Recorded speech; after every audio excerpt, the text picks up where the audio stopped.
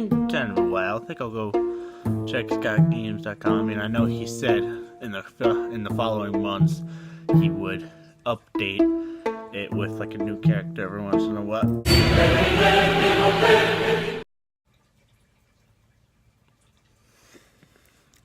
Apparently not.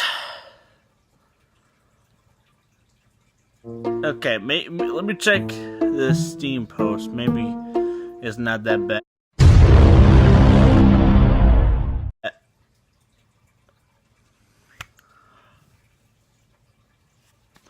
Alright. So it seems that Scott has pulled the wool over our eyes again and has added 14% onto the programming characters screen. Well, that is good. There's going to be a lot. Okay, wait. So I think he said that every 2% is one character. I think that's 6 characters he's added already. Anyway, let's take a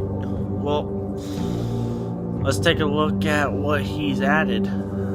So he's added. Well, I'm going in order from the ones he first added to the recent one. Golden Freddy. When he appears after lowering your tablet, pull it back up quickly to get rid of him. Staring at him for too long will end your run with an unpleasant surprise. So he's basically just going to act the way he usually does and just stare at you and then probably lob his head at you. Help me. He will appear on your desk at random when closing your tablet. Get rid of him quick, or he'll get up close and personal with an air horn. You might as well top him off with some MLG glasses there, Scott. BB. He will try to sneak in through the side vent. Close the side vent and wait until you hear a thud indicating he is gone. If BB slips in, he will temporarily make an idiot of himself, disabling your flashlight until he leaves. Basic from FNAF 2. JJ. She will also try to sneak in through the side vent. Close the side vent and wait until you hear a thud indicating she is gone. If JJ slips in, she will disable all door controls until she leaves. So she's sort of like BB except with door controls. Nightmare Fredbear and Nightmare. This tag team duo are invisible to the cameras and can only be seen when they reach your doorways. Fredbear takes left, Nightmare takes right. And even then, only their eyes are visible, so that's literally Nightmare Fuel right there.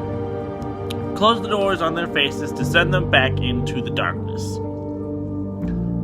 Nightmare Fuel.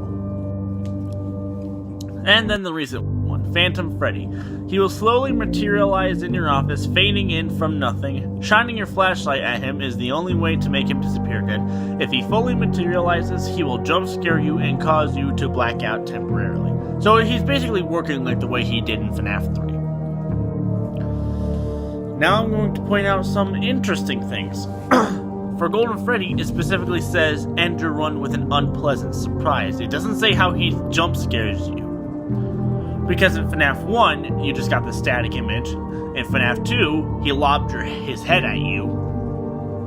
FNAF 3, people say he's Phantom Freddy, so you guys, I don't know.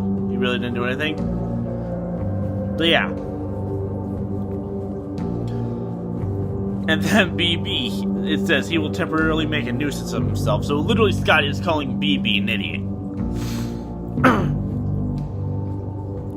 But for BB and JJ, it says wait until you hear a thud indicating that they are gone. The only character in the FNAF series who ever made a thud when they got in, right to where they get in was Biddy Bab. So it seems that Scott's taking some elements from Biddy Bab for BB and JJ.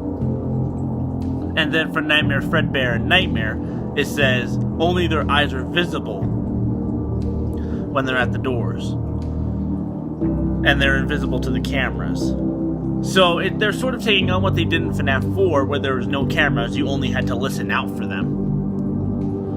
But it also says that we can now close the doors, which is kind of good, to be honest. We need those doors. And then for Phantom Freddy, unlike in FNAF 3 where he slowly walked across the room, and if you stare at him too long, he would hide behind the wall and then jump scare you. Instead, it says he's going to slowly materialize into the office, so he's literally a TARDIS. I had to make that joke, I'm sorry. But he still works the way he did in FNAF 3, where if he jump scares you, you just black out for a few seconds. But instead of it being like FNAF 3, where you literally just didn't look at him, you like looked at the camera or the maintenance panel until he was fully out of the window. Instead, you had to shine the light on him, so sort of new elements for Phantom Freddy? I don't know. But we still got Phantom Mangle and Phantom BB to worry about. Imagine Scott should make it so that if you get jump scared by either one of the Phantoms more than, like, if you got jump scared by Phantom Freddy and then Phantom BB jump scared you, that should count as a game over as well. Because that's sort of what Nixon did in the Joy of Creation story mode, where Chica was more or less the stunner of the group, and if you got jump scared by Chica twice, you died. So I feel like Scott is going to be doing that with the Phantoms, considering there are 3 of them, and not the whole crew. Although, to be honest, how could you get Phantom Puppet into this mix? Anyway, I digress. But yeah, that's kind of all the characters he's kind of programmed their AI for so far. So I'm going to end it off here. So thank you all for watching. Subscribe if you liked it. Blast the like button. And as always, I'll see you all in the next video. Stay weirder!